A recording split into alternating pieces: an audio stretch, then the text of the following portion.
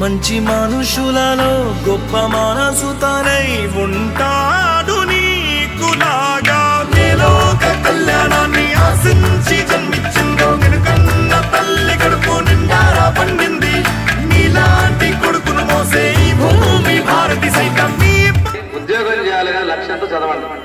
ఆర్థికంగా ఎలాంటి భారం లేకుండా ప్రభుత్వం చూసుకుంటుంది.